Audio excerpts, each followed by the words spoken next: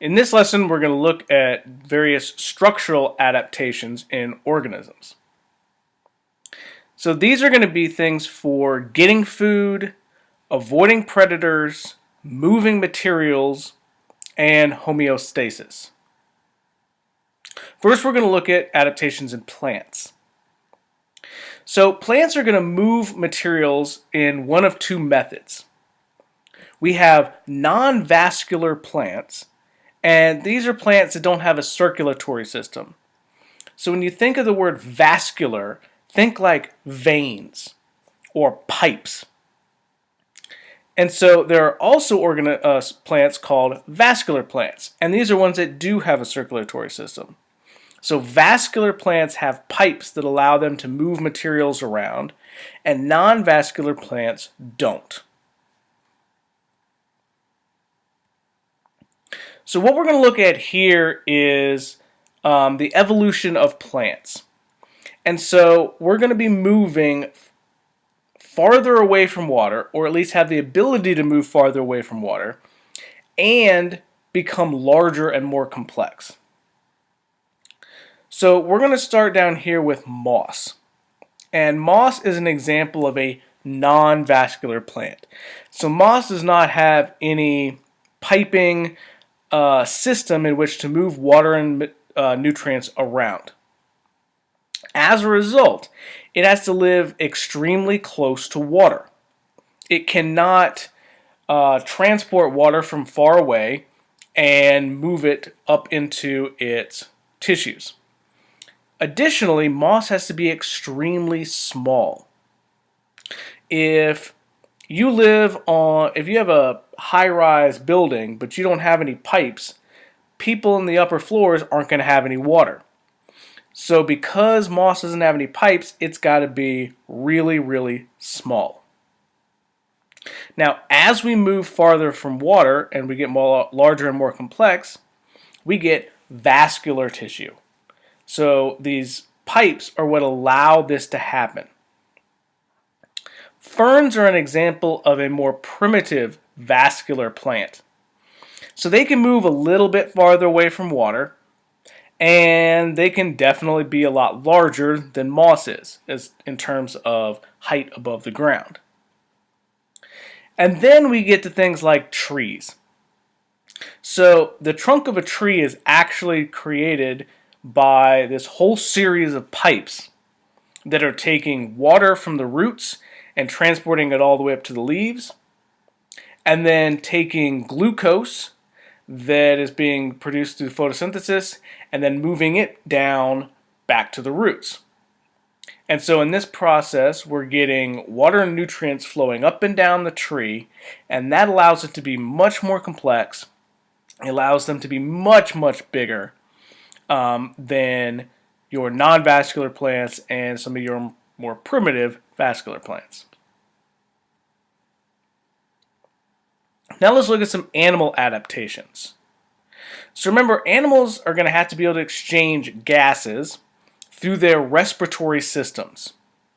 And we got to be able to take in oxygen and get rid of CO2 as a result of cellular respiration, specifically aerobic cellular respiration, where we take in oxygen and glucose, and then we break that glucose down to get water and carbon dioxide, which we then have to get rid of, and we make ATP, which we can use for energy. And now there's going to be a number of different ways that organisms are going to do this. But in all cases, we are getting oxygen from the air to diffuse into our blood, and CO2 that's in our blood to diffuse out and back into the air. Insects do this through these little holes in their side that allows air to come in contact with the blood. But this is a really inefficient method, even though it's very simple, and this is why insects have to be so small. If there was a lot more oxygen, like there was millions of years ago, they could be much, much bigger. But based on the inefficiency of this system, they have to be very small.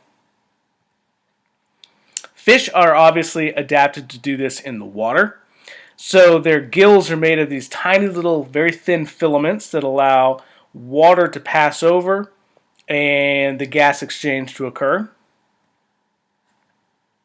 Amphibians can do this both through lungs and through their skin. Human beings have these little bitty air sacs called alveoli in their lungs, and these are surrounded by blood capillaries and things. And so it's in these little air sacs that the gas exchange occurs. And then birds have a very special respiratory system in order to allow for flight, because you need to be able to get a lot of oxygen in and a lot of CO2 out when you're using all these muscles in order to fly. Now we're going to switch gears a little bit and move on to unicellular structures. And these are going to be for moving and getting food. So this paramecium has cilia, which are these little hair-like structures, kind of like oars, and they can either push the cell along or they can sweep food into its mouth. That's the thing that's circled there in red. Euglena are an example of an organism that has a flagellum, and we've talked about this before. Amoeba have pseudopods, which means false foot. And they're these little finger-like projections that come out, and the cell uses them to pull itself along. It can also use them to surround and engulf food. So again, all three of these are moving and getting food. Additionally, euglenas have an eye spot, and this helps them sense light so they can move to it. And that's because they have these chloroplasts. So the combination of the eye spot being able to detect where the light is, and then the flagellum being able to actually move them there, that is what's called phototaxis. And they're doing this so they can move to the light and do photosynthesis. So now let's look at one more unicellular structure, and this is for maintaining homeostasis. And this is going to be the contractile vacuole. This is a pump for getting rid of water. Now remember, organisms, especially ones that are in fresh water, are constantly having water come into the cell as a result of osmosis. And unless they want the cell to burst, which is never a good thing, they need to get rid of this water. And that's what the contractile vacuole is going to do. The one that's on the left, that one has filled up, and then the one that's on the right, that one has contracted and pushed the water out of the cell, thereby maintaining that water balance. And because we're pumping and we're going to be having to use energy to do this, we are fighting osmosis with a form of active transport. Because remember, active transport moves stuff with energy. So the osmosis, which is passive transport, brings water in. The contractile vacuole uses active transport to get it out.